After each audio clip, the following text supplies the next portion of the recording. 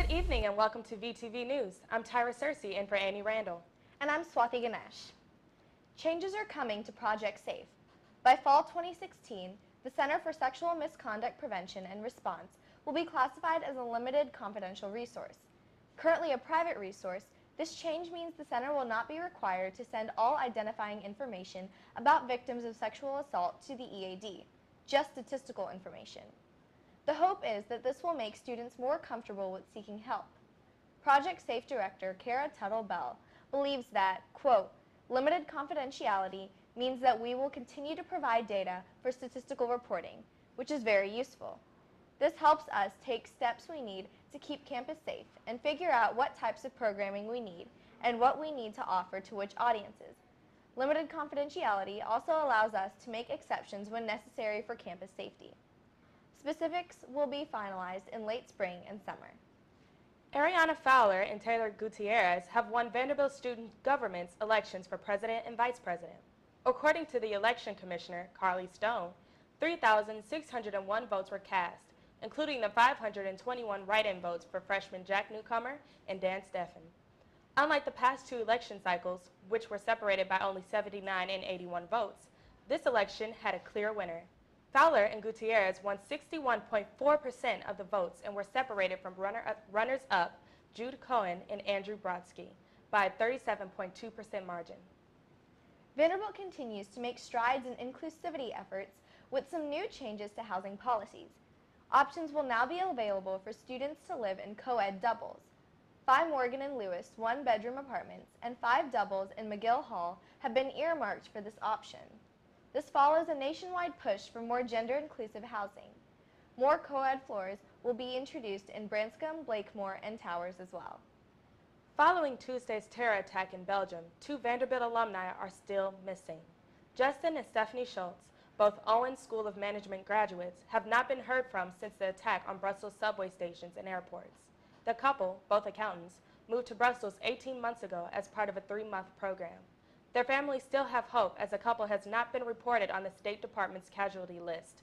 The attack has left at least 34 people dead and 214 wounded. A rowing meet almost turned deadly last weekend. 4 members of the Vanderbilt rowing team had to be pulled out of the Cumberland River after their boat capsized.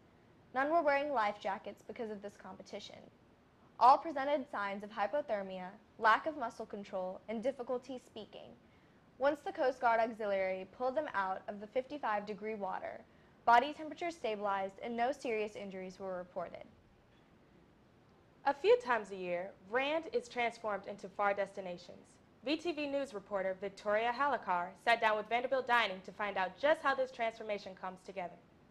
Events like the holiday celebration and SS Rand attract hundreds of students. With lines that can reach all the way down to Surratt Cinema, expectations are high for an immersive experience and great food. For dinner, we might do 600 on a regular day. For this event, it's more like 1,600 to 1,700, so we get quite a bit more participation. Dining sees this as an opportunity to shine. Kind of focuses on our culinary talents.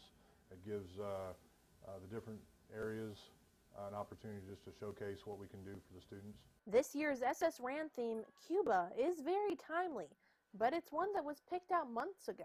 What we'll do is the chef, he'll come up with a menu, and he'll do this a couple months out. He'll meet with our executive chef. They'll review it, kind of go over it, tweak it, and then present it. And then we'll start costing out the menus, looking at everything that we need.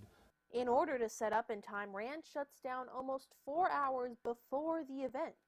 This can inconvenience students, but without it, there wouldn't be enough time to bring everything together. If we shut down at 3, there's no way we're going to get all the decor, all the lines done in 2 hours. It takes a lot more to set it up, especially the elaborate designs that we'll put up and the different things. Big dining events like SS Rand come down to everyone pitching in. We do timelines of here's what day we're going to prep this, here's what day the equipment's going to come in, here's the staffing we need. There's a lot of that goes on. Once everything is said and done, Rand goes back to its usual decor. For VTV News, I'm Victoria Halakar. Thanks, Victoria. He may be gone, but Taylor Force will forever leave a mark on Vanderbilt. Chancellor Nick Zeppos announced a new scholarship in remembrance of the Owen grad student killed in the terrorist attack. The Taylor Force Scholarship will be awarded to an Owen student who is a graduate of U.S. Military Academy at West Point, the Naval Academy, or the Air Force Academy. Zeppos hopes that the scholarship will bring solace and peace to Force's family and friends. Dean of the College of Arts and Sciences, Lauren Benton, has officially appointed 2 senior faculty members as divisional deans in the college. Professor of Chemistry David Wright will serve as the Dean of Sciences, while Professor of Economics Kamal Sagi will serve as the Dean of Social Sciences. They will be in charge of academic planning within humanities, social sciences, and sciences. Dean Benton intends to also appoint a Dean of Humanities by fall 2017. This year's Impact Symposium, themed The American Dream, struck a chord with many Vanderbilt students. Featuring Azar Nafizi, Brittany Packnett, Spike Lee, and John Boehner, many talks were sold out. The speakers talked about redefining the American dream, privilege, achieving success, and education, among other topics. Vanderbilt baseball fans are disappointed following an upset on Tuesday night.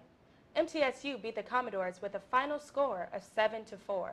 Vanderbilt is currently ranked number 5 nationally and had not lost to the Blue Raiders since March of 2013. This comes on the heels of the series loss against Mississippi State at the start of the SEC play. It's Vanderbilt's first 0-2 start to conference play since 2012. The Commodores will be back in action in a 3-game series against Missouri on Friday.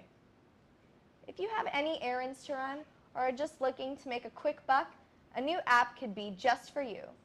TaskLoop is a mobile application that functions as a campus task feed for any errand that needs completing. It takes after recent trends of sharing apps such as Uber and Airbnb that put users on both sides of the transaction.